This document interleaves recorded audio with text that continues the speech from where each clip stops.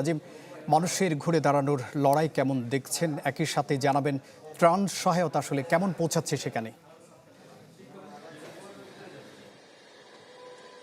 জুবাইর, মানুষের যে ঘুরে দাঁড়ানোর লড়াই সেটি আসলে অত্যন্ত কষ্টকর। আমরা গতকাল যে সমস্ত জায়গাগুলো থেকে পানি নেমে গিয়েছে সেখানে গিয়েছিলাম, সেখানকার লোকজনের যে হাহাকার সেটি বন্যার সময়ের তুলনায় বলা যায় যে আরো বেশি বেড়ে গেছে। কারণ তাদের বসত বাড়িগুলোতে কাদা জমে গেছে এবং সেখান থেকে কাদা সরাতে অনেকের কষ্ট হয়ে যাচ্ছে। একই সাথে সেখানে এই মুহূর্তে আসলে বসবাস করার মতো, থাকার মতো খুব একটা পরিবেশ নেই, কারণ আসবাবপত্র থেকে শুরু করে সবকিছুই অনেক কিছুই নষ্ট হয়ে গেছে, অনেক কিছু পানিতে ভেসে গেছে। ফলে তারা এই ঘুরে দাঁড়ানোর জন্য সরকারকে পাশে দেয়। যদিও জেলা প্রশাসনের পক্ষ থেকে বলা হচ্ছে যে এখনো পর্যন্ত পেকুয়া, মাতামুহুরী এবং চকরিয়ার কিছু এলাকা থেকে পানি নেমে না যাওয়ার কারণে সেখানে তারা এখনো পুরোপুরি ক্ষয়ক্ষতির চিত্রটা নির্ধারণ করতে পারেনি। ফলে এখনই আসলে পুনর্বাসনের বিষয়টি তাদের কাজের যে প্রায়োরিটি সেখানে নেই। যদিও তারা বলছেন যে ইতিমধ্যে যেই সমস্ত তথ্য তারা পেয়েছেন সেগুলো আরো বেশি যাচাই বাছাই করছেন এবং পূর্ণাঙ্গ ডেটা নেওয়ার পরে সেই ডেটাগুলো তারা